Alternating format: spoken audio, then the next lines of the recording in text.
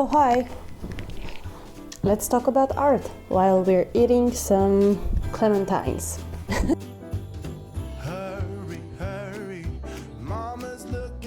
Hey, hi, I'm Alex. Welcome back to Magic Mint Illustration. Today we're gonna talk a bit about art in general and setting goals and what it's like to be a self-taught artist and some things you should know before you decide to embark on this journey. And I'm just gonna share my personal experience. I've been a self-taught artist for the past 10 years. I went through a lot of experiences and a lot of growth, things I wish I might have done differently. Yeah, I just want to share that while we're gonna paint some clay ornaments.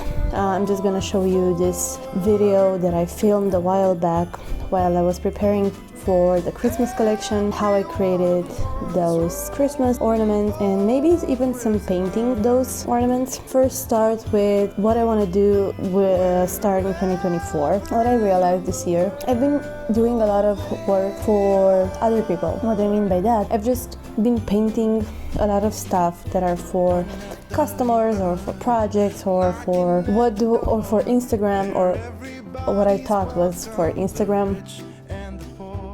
It kind of made me feel confused because at some point I just stopped trying to paint for myself and I kind of forgot what I like, what's my style. And I think in doing this, like the whole painting for the algorithm, painting for commissions, it's all super nice, but you kind of forget, you kind of lose yourself a bit, or at least I lost myself a bit. In 2024, I'm focusing on finding that joy again of painting just for myself, and that means maybe not posting all that much, or maybe posting and that's it. I just want to take the pressure off myself about posting and being always on social platforms. It's not doable for me.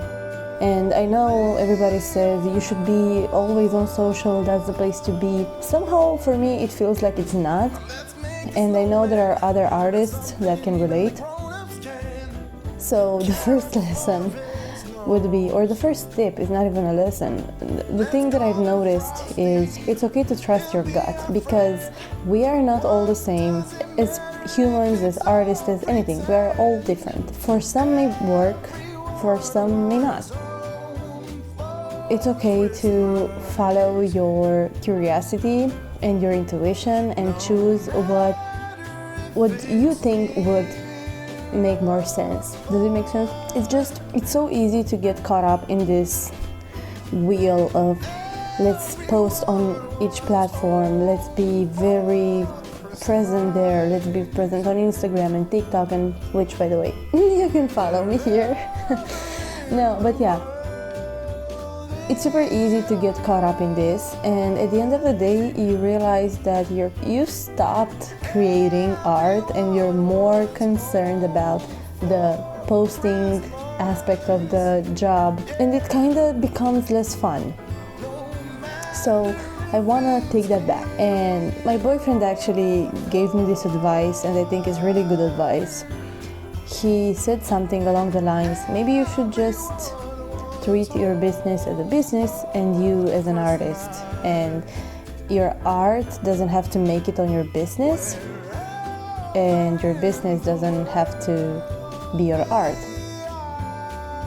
It's very freeing to think like that, because I think in doing this for the past 10 years and having this shop and this brand for the past 7 years, I kind of developed my artistic identity around this brand, and I think I kind of forgot, what do I want to create, what do I want to do, and I think that happens.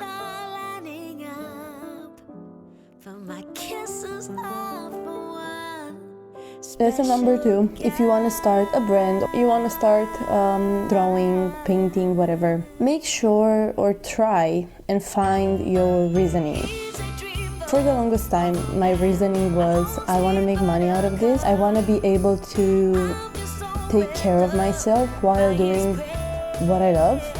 And I think I put a lot of pressure on myself in doing that because I gave creating art such a huge purpose. Like, it needs to fulfill my creative spirit. It needs to feed me, literally. It needs to be the best. It needs to be liked by people. And it all became a mess. I lost my artistic spirit as well, and the brand became super murky and just kind of confusing and not really well defined. Because I was trying to do all of these things in one space. So I think it's nice to define.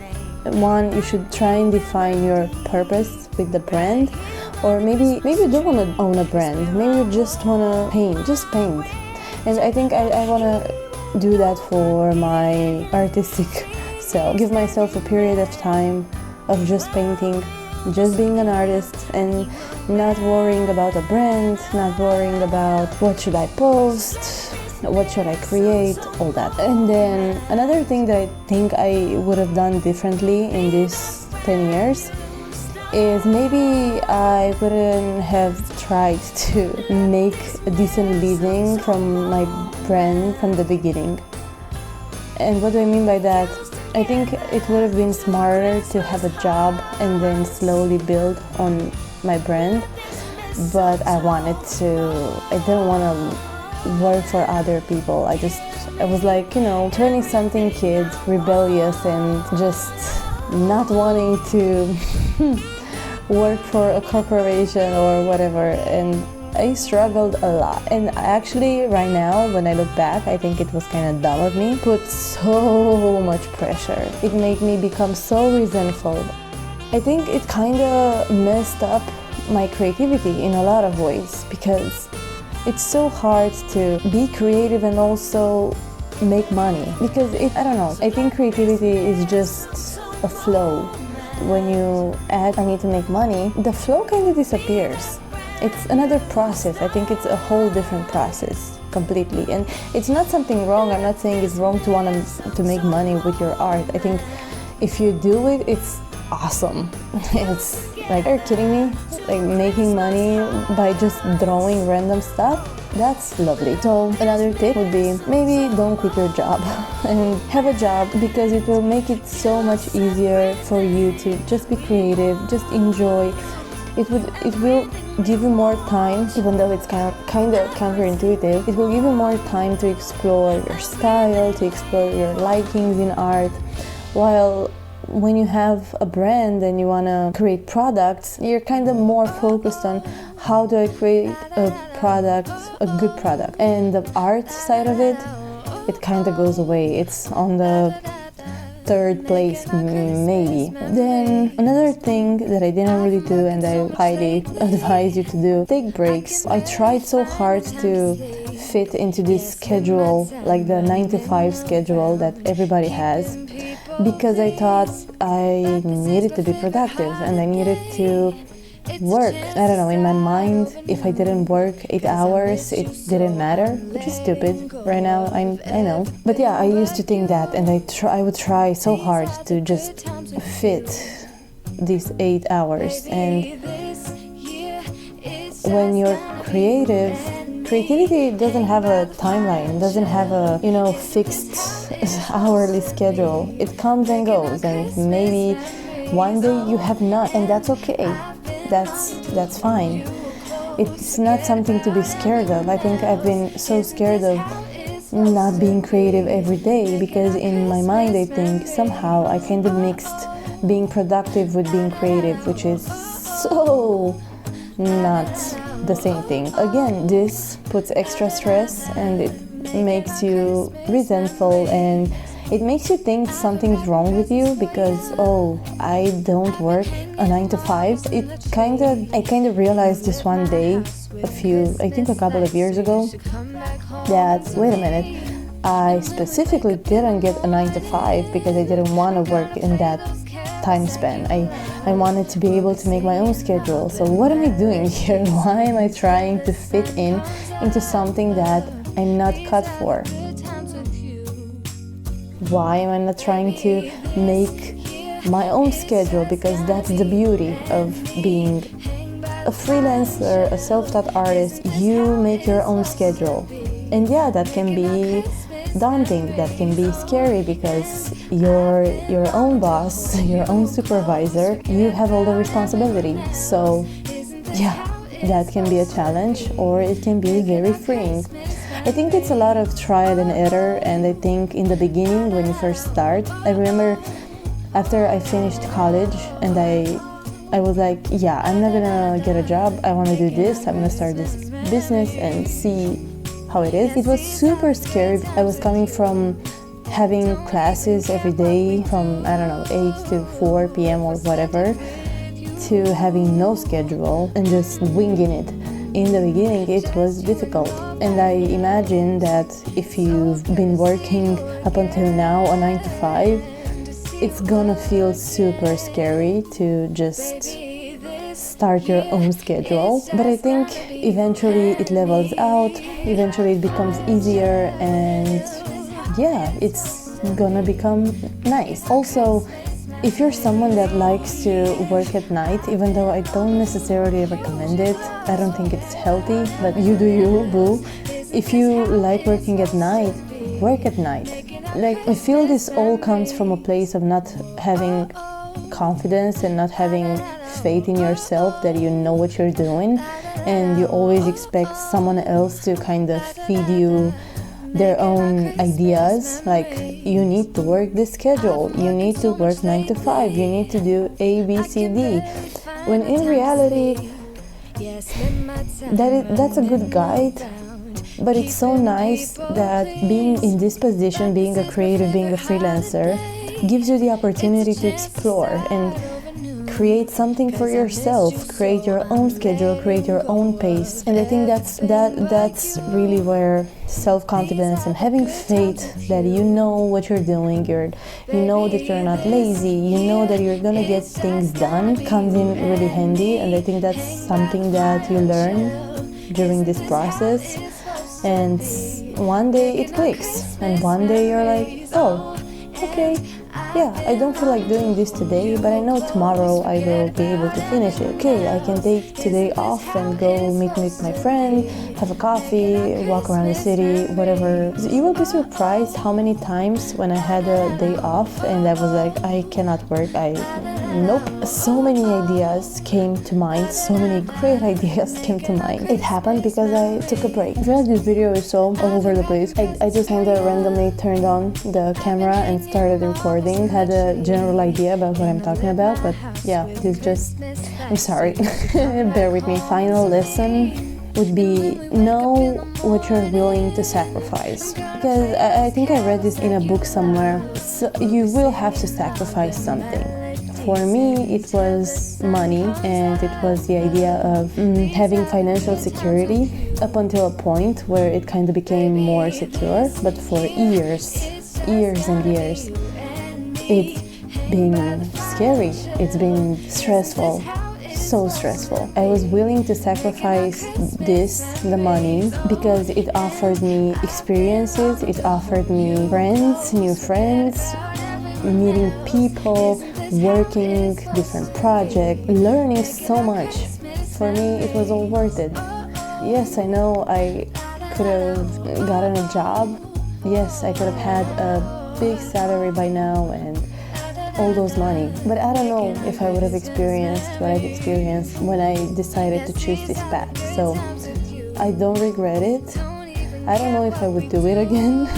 The stress of not knowing sometimes if you can afford to pay your bills, or if you can afford to buy your cat and yourself food, it's not nice. But I guess being in your 20s kind of makes this easier. You know, now in my 30s, I don't know if I would want that again. This teaches you that life is so unpredictable. So you can become super rich or you can become super poor again. It can change like this in an instant. So I think choosing this path of a self-taught artist, of a creative, makes you embrace life in a way that no other path makes you. Not only you always have to get out of your comfort zone because you're constantly creating stuff, you have projects that will, maybe there are new things that you don't know and you have to learn. You're constantly learning and constantly learning, and then you meet new people and you learn how to connect and interact with all these different people, and then teaches you to be, but I think sturdy. It's something that I'm thinking of. Resilient. It teaches you to be resilient. And I think this is what life's about in general. Resilience. Realizing that you don't have much control over things. And this whole money thing is kind of an illusion and it can come and go super fast. But life and experiences and people, I don't know, I think that's way more meaningful for me. In my experience, for me, yes. And again, this path, you don't have to choose it. You can turn your business into a 9-to-5, and if you like that, that's great. I know in my life, I know people that need that schedule because they cannot, or they can't see themselves pulling something like this or managing their own time. They need someone to be like, hey, you need to do this. For me, I really don't like when someone tells me what I need to do. I've always been like that, and I know it's not always good. Obviously, I've learned to work with it, and I do what I'm told to do when I have projects and all that. But generally, this is why I chose to have a one-person business so far, because I like creating stuff. I like being by myself and just coming up with ideas and figuring things out and explore, like, what box should I create today? Like, I want to create a new business card. I want to do a cute gift box. I don't know, whatever I feel like doing. So I think bottom line is, if you want to start this journey, I highly recommend it to you. It's very, very filling, it's very nice, it's very good, it's just so,